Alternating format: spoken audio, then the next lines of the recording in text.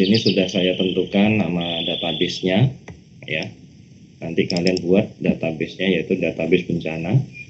Kemudian di dalam database tersebut nanti kalian akan diminta untuk membuat tabel, ya. Tabelnya itu ada 3, ada korban, lokasi, sama shelter. Jadi di sini sebenarnya studi kasusnya itu secara narasi deskriptif itu ada ceritanya gitu ya, ada ceritanya yaitu penanggulangan bencana, ya. Nah, kita diminta untuk mendata, ya, mendata korban yang berada di shelter dan lokasi mana saja, ya, sebagai penampungan korban. Nah, pada kesempatan kali ini kalian sudah saya sajikan, makanya saya sampaikan nggak terlalu susah karena sudah saya sajikan. Nama database-nya sudah ada, nama tabelnya sudah ada. Kemudian di setiap tabel, ya, di setiap tabel ini sudah saya tentukan nama-nama field beserta tipe datanya. Ya, kalau soal narasi deskriptif itu soal cerita, kalian tuh harus menggambarkan atau membuat sendiri, ya, tabel-tabelnya. Tapi untuk kesempatan kali ini sudah saya buatkan saja, tinggal kalian create menggunakan perintah DDL, ya, tabel-tabel yang diperlukan.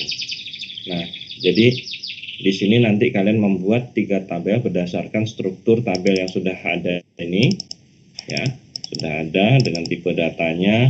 Jadi ada tabel korban, lokasi, sama shelter, ya, shelter. Nah, perhatikan di sini dari 3 tabel ini sebenarnya kelihatan bahwa tabel tersebut saling berelasi, ya.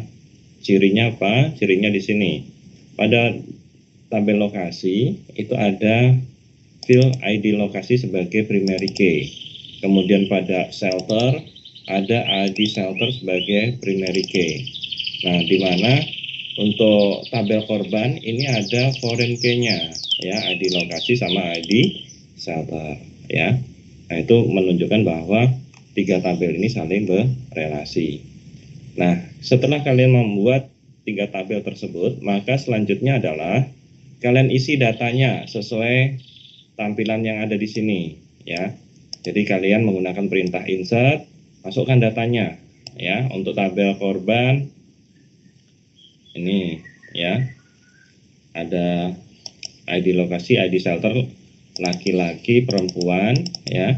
Ini adalah jumlahnya, ini jumlahnya, ya, masing-masing korban, laki-laki sekian, perempuan sekian, gitu ya. Kemudian tampilkan tabel seperti bawah ini juga kalian insert nih. Jadi masing-masing tabel ini ada 4 baris data, ya, mulai korban, lokasi, sama sampai shelter ini ada 4 baris data. Nah, itu nanti kalian insert masing-masing tabelnya sesuai dengan data yang ada, sehingga nanti kalau kalian select untuk setiap tabelnya maka akan tampil seperti ini, ya. Misal tabel korban, kalian select untuk satu tabel korban, tampillah seperti ini, ya, semua datanya akan tampil seperti ini. Kemudian tabel lokasi, ya, lokasi akan tampil seperti ini, gitu ya.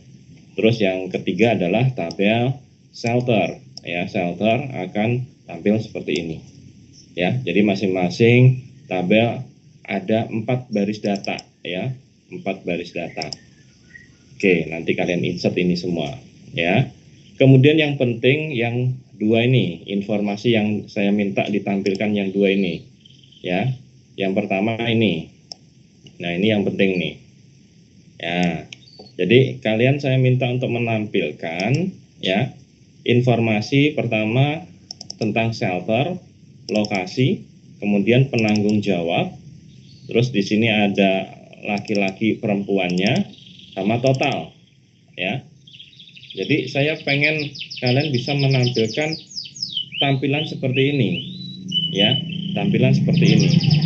Jadi ada shelter, lokasi, penanggung jawab, terus L ini mengambil datanya dari sini. Nah, dari sini, ya. Terus P dari sini, ya. Jadi Gimana caranya untuk dapat menampilkan informasi seperti ini?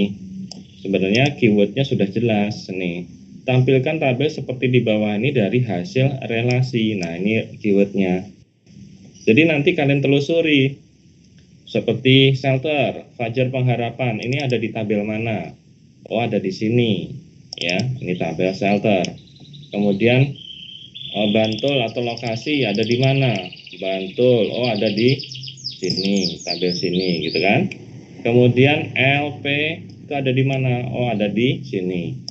Sehingga ini sudah kelihatan bahwa untuk menghasilkan informasi seperti ini, maka diperlukan relasi dari 3 tabel di atas, ya, di 3 tabel tersebut, yaitu korban, lokasi, sama shelter. Nah, kemudian nanti yang perlu kalian cari referensinya lagi yaitu ini tentang total, di mana total ini adalah hasil penjumlahan dari laki-laki dan perempuan. Ya, ini kalian jumlahkan nih sehingga akan muncul total. Ya, ketika apa menjumlahkan ini? Ya, ketika kalian ingin menampilkan, yaitu menggunakan perintah select.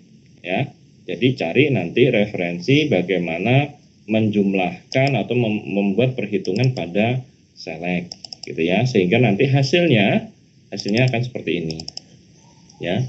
Nah, tentunya untuk laki-laki dan perempuan ini juga harus kita perhatikan, dia pasti tipe datanya adalah number. Laki-laki perempuan ini kita cek apakah benar, ya. Nah, di sini, nah, ya, laki-laki ya int atau integer, perempuan juga integer. Nah, ini adalah tipe data number, ya, yang diwakili int atau integer. Sehingga ketika ada perhitungan seperti ini, maka hasilnya pun harus valid, ya. Nah, nih. Nah, ya, 596. Ini ditambah laki-laki ditambah perempuan, hasilnya 596. Dan seterusnya. Jadi kalian coba nanti cari bagaimana memasukkan rumus pada perintah select untuk perhitungan itu sehingga hasilnya tampil seperti ini, ya. Oke, itu yang pertama. Kemudian yang kedua juga sama, ya. Yang kedua, jadi nanti ketika kalian membuat select, perhatikan sumber-sumber datanya, ya. Oh, yang ditampilkan apa sih? Kemudian dia sumbernya dari mana, ya. Nah, kemarin juga sudah kita sampaikan bahwa ketika kita select itu ada menentukan apa saja yang harus ditampilkan, ya, yaitu contohnya misal shelter ini diambil dari mana? Oh, dari sini, ya. Jadi artinya ini tabel shelter, ya, ini tampilkan. Nah, ya, kemudian from, ketika setelah select sudah kita tentukan apa saja yang akan kita tampilkan. Kemudian from itu adalah sumbernya, dari mana tabel-tabel yang kita jadikan rujukan data. Ya, kalau di situ memang ketiga tabel itu saling berelasi, maka masukkan di from itu ketiganya, ya, 3 tabel tersebut, ya. Kemudian yang selanjutnya adalah setelah from itu ada where. Jadi where itu pernah saya sampaikan bahwa where itu bisa difungsikan sebagai pertama relasi, yaitu hubungan antar tabel. Kemudian yang kedua adalah filter, yaitu menyaring data atau informasi yang diperlukan, ya. Nah, apakah nanti informasi yang diminta ini, terutama yang dua ini, ya, itu hanya relasi saja yang diperlukan ketika kita ketik di where, apakah ada filternya? Nah, ya, jadi apakah hanya relasi, apakah relasi dan filternya, ya. Nah, nanti coba kalian dicari gimana nih caranya menampilkan informasi yang diminta oleh user seperti ini hasilnya, di mana sumber datanya adalah ketiga tabel ini, ya. Nah, ketiga tabel ini. Nah, itu ya. Nah, jadi itu yang nanti kalian harus kerjakan. Nah, tugas ini nanti saya setting di penugasan di Microsoft Teams di kumpul tahun depan, ya, di kumpul tahun depan. Ya, lumayan lah. Ya. Itu ya. Kira-kira ada pertanyaan dari tugas yang saya sampaikan ini? Silakan.